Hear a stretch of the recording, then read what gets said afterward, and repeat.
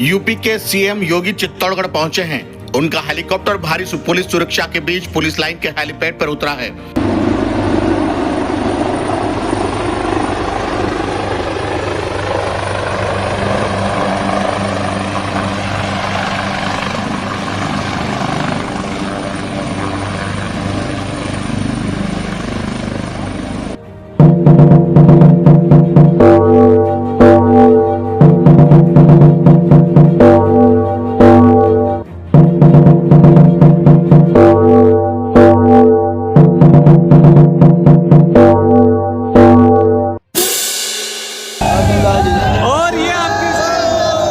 जहां से वे दुर्ग स्थित जौहर स्थल पहुंचे, वहां उन्होंने जौहर करने वाली वीरांगनाओं और युद्ध में शहीद वीरों को श्रद्धांजलि अर्पित की।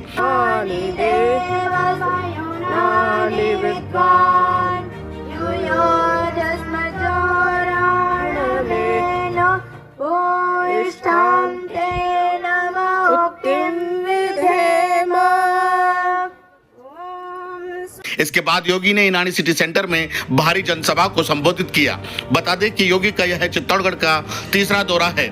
इससे पूर्व चित्तौड़गढ़ मेवाड़ की धरती पर वर्ष 2018 तथा वर्ष 2023 के विधानसभा चुनाव में वो सभा को संबोधित कर चुके हैं। समारोह में केंद्रीय पर्यटन मंत्री गजेंद्र सिंह शेखावत, राजस्थान के उद्योग मंत्री राज्यवर्धन सिंह राठौड़, शिव से निर्दलीय विधायक रविंद्र सिंह भाटी एवं महाराणा प्रताप के वंशज नाथद्वारा विधायक विश्वराज सिंह मेवाड़, सहकारिता राज्य मंत्री गौतम दत्त शामिल हुए।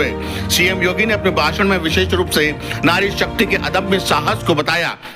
उन्होंने वर्ष 2013 में रानी पद्मिनी, 1535 में रानी कर्णावती और 1568 में रानी फूलकवर के ऐतिहासिक जौहरों का उल्लेख करते हुए कहा कि इन बलिदानों ने सिद्ध किया कि भारतीय नारी के लिए स्वाभिमान से बढ़कर कुछ भी नहीं है। मुख्यमंत्री योगी ने अपने अंदाज में गरजते हुए कहा कि चित्तौड़गढ़ का यह किला केवल पत्थरों से बना हुआ कोई निर्जीव ढांचा या दुर्ग नहीं है, बल्कि यह भारत की अस्मिता का सजग प्रहरी है। यह वह जागृत भूमि है जिसने भारत को उसकी असली पहचान दी है। आइए दिखाते हैं चित्तौड़गढ़ राजस्थान से आई दुर्गेश कुमार लक्षकार की रिपोर्ट।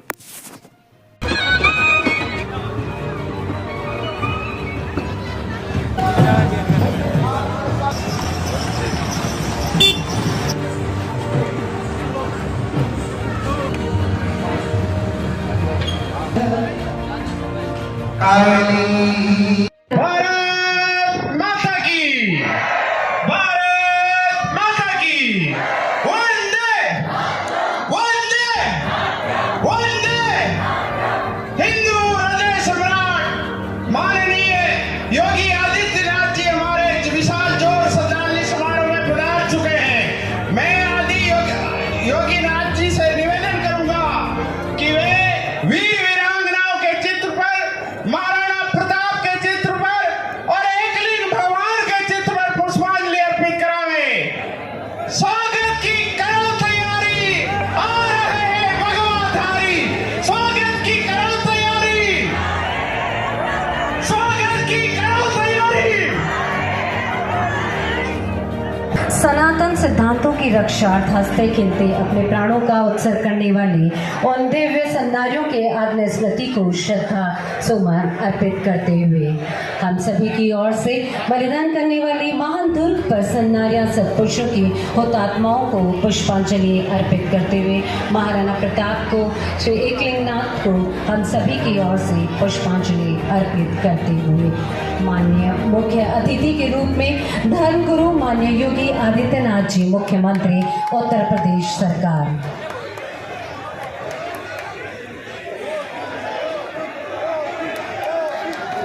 अतिथि देवो हो भारतीय अस्मिता के अमर ग्रंथ कटुक निषेध के इस भावनी दिव्य शक्ति के आलोक में इस रूपाली बांसती में पधारे हुए हमारे बीच में माननीय मुख्य अतिथि धर्मगुरु माननीय योगी आदित्यनाथ जी, मुख्यमंत्री उत्तर प्रदेश सरकार का कोटि कोटि वंदन अभिनंदन। हम कृतार्थ हैं श्रीमान आपके।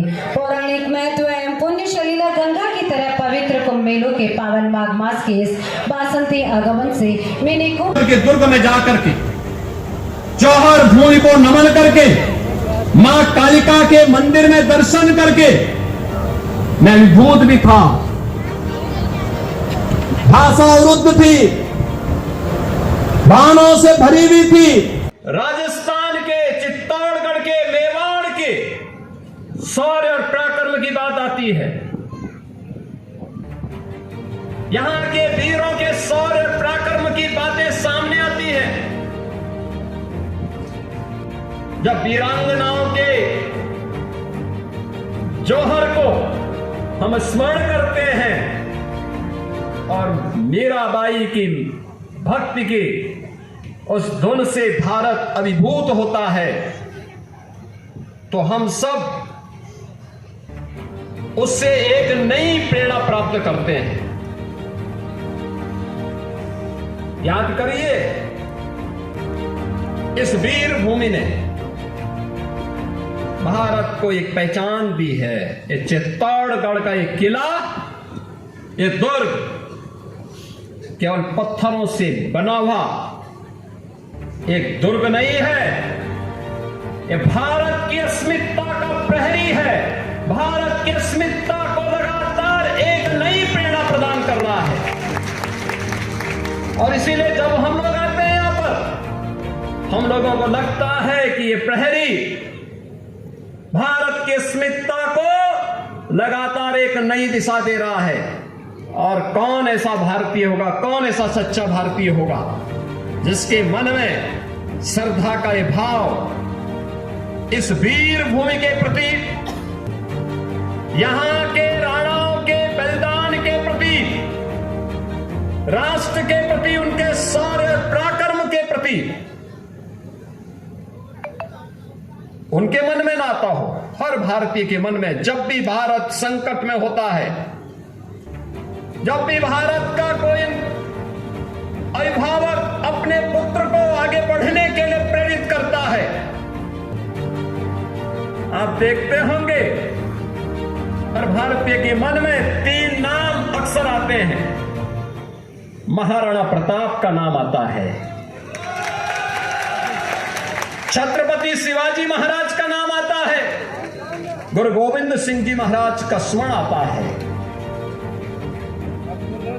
इन राष्ट्र नायकों ने अपने लिए नहीं लड़ा था, अपने परिवार के लिए नहीं अपना बलिदान दिया था। इनका संघर्ष देश के लिए था, धर्म के लिए था। इनका संघर्ष सत्ता के लिए नहीं था। इस सत्ता का संघर्ष नहीं था, साम्राज्य का संघर्ष का कोई संघर्ष नहीं था। ये धर्म और अस्मिता का संकट था, भारत की अस्मिता का संकट था, भारत की स्वाधीनता का संघर्ष था। और उस संघर्ष के लिए उन्होंने उस हर चुनौती का सामना किया, चट्टान की तरह उसके सामने खड़े हुए और उसका मुकाबला करके उसको नेस्तनाबूद करने का काम भी किया। और यही कारण है कि हर भारतीय गौरव के साथ कहीं भी आप जाएंगे, भारत के अंदर उत्तर, दक्षिण, पूरब, पश्चिम, सर्वत्र महाराणा प्रताप के बारे में हर व्यक्ति के मन में श्रद्धा का भाव है। दुनिया के अंदर आप जाएंगे, दुनिया के अंदर महाराणा प्रताप के बारे में, महाराणा सांगा के बारे में, महारानी पद्मिनी के बारे में, महाराणा कुंभा के बारे में और बप्पा रावल से प्रारंभ हुई इस परंपरा के बारे में हर भारतीय नमन करता है। कोई संदेह नहीं, कोई संदेह कहीं भी नहीं है, क्योंकि राष्ट्र के प्रति जो भी योगदान देगा उसका स्मरण लंबे समय तक होता है। और इसीलिए हम आज इतिहास को स्मरण नहीं कर रहे हैं, बल्कि इतिहास बनाने वाली धरती का साक्षात्कार कर रहे हैं, उसका साक्षात कर रहे हैं। इतिहास कैसे बनता है, ये चित्तौड़गढ़ का दुर्ग उसका प्रतीक है। इतिहास कैसे बनाया जाता है, त्याग और बलिदान की परिपाटी क्या होती है, ये दुर्ग उसका प्रतीक है। आज का ये श्रद्धांजलि समारोह हम सबको इस बात के लिए भी प्रेरित कर रहा है, इस बात के लिए भी प्रेरणा दे रहा है कि आने वाले समय में किसी बेटी और किसी बहन को इस प्रकार के दौर से न गुजरना पड़े, उस प्रकार की स्थितियों का सामना न करना पड़े। और मैं सचमुच जब जौहर की गाथा के बारे में, जिसके बारे में हमारे केंद्रीय मंत्री श्री शेखावत जी यहां पे कह रहे थे 1303, 1535 और 1568 में जो 3 बड़े जौहर यहां पर देखने को मिले हैं। भारत का इतिहास जिन वीरांगनाओं के इस जौहर से भरा पड़ा है। ऐसा नहीं कि यहां का वीर न लड़ रहा हो, वो लड़ रहा था, लेकिन जब महाराणा रत्न सिंह को धोखे के साथ वे वीर गति को प्राप्त हुए अलाउद्दीन खिलजी के धोखे से, क्योंकि शत्रु हमेशा धोखे से ही हमारे वीरों का मुकाबला कर पाया था। आमने सामने की लड़ाई में वे कहीं नहीं टिकते थे, कहीं नहीं टिकते थे। लेकिन धोखे से जब वहां महाराणा रत्न सिंह वीर गति को प्राप्त हुए, घोड़ा और बादल जैसे वीर सेनापति लड़ते हुए वीर गति को प्राप्त हुए, तो महारानी पद्मिनी के नेतृत्व में हजारों वीरांगनाओं ने नारी अस्मिता की रक्षा करने के लिए उस समय जो जौहर व्रत लिया था, वह जौहर उस समय की परिस्थिति थी।